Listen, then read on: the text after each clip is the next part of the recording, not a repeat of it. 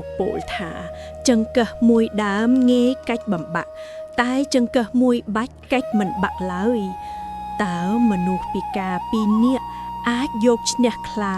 និងយក្សដោយរបៀបណារឿងនេះមិនត្រឹមតែជាការកម្សាន្តតែជាមេរៀនជីវិតដ៏អស្ចារ្យ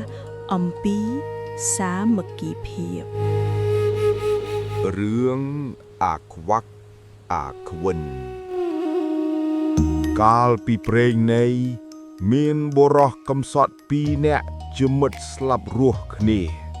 ម្នាក់ឈ្មោះអាខ្វាក់ភ្នែកងងឹតទាំងសងខាងតែមានកម្លាំងខ្លាំងដួចដំរីសាឯម្នាក់ទៀតឈ្មោះអាខ្វិនជើងពិការដើរមិនរួចតែមានភ្នែកភ្លឺថ្លានិងប្រាជ្ញាឆ្លៀកវៃ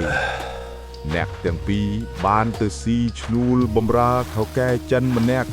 ប៉ុន្តែដោយសារការងារធ្ងន់ធ្ងរពេកនឹងត្រូវបានគេធ្វើបាបជីកជាន់ពួកគេក៏សម្រេចចិត្តលួចរត់គេចខ្លួនចូលទៅក្នុងព្រៃ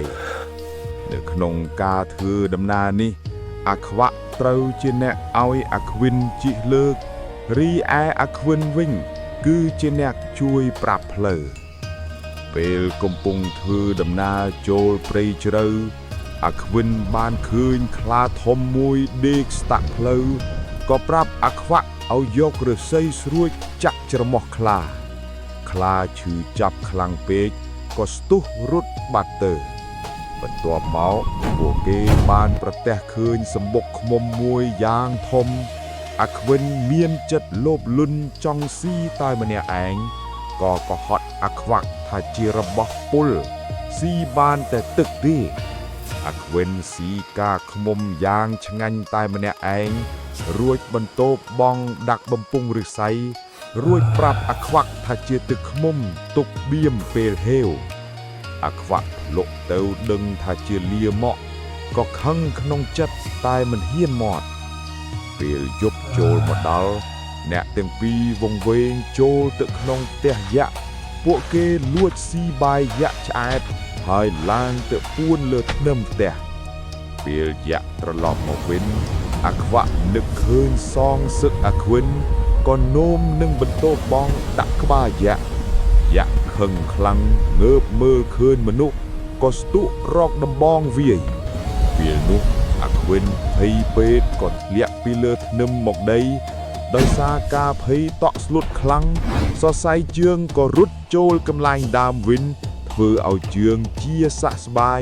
ដើររួចរត់វិញចំណែកឯអាខ្វាក់ឃើញមិត្តធ្លាក់ក៏ភ័យស្លន់ស្លោខំប្រឹងបើកភ្នែកសម្លឹងមើលទៅក្រោមដើម្បីជួយ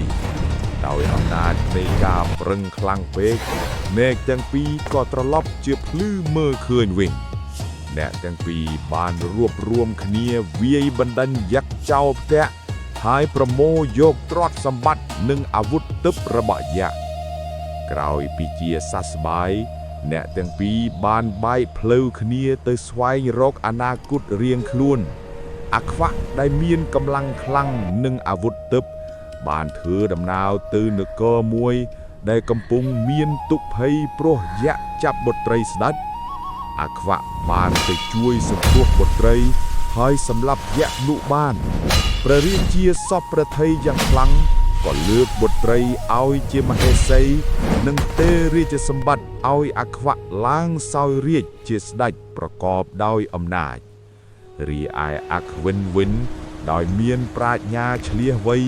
បានយកទ្រព្យសម្បត្តិទៅរកស៊ីជួញដូររហូតក្លាយជាមហាសេដ្ឋីដ៏ស្តុកស្តម្ភគាត់បានរៀបការមានប្រពន្ធនិងមានកូនចំនួន7នាក់រស់នៅយ៉ាងមានសុភមង្គល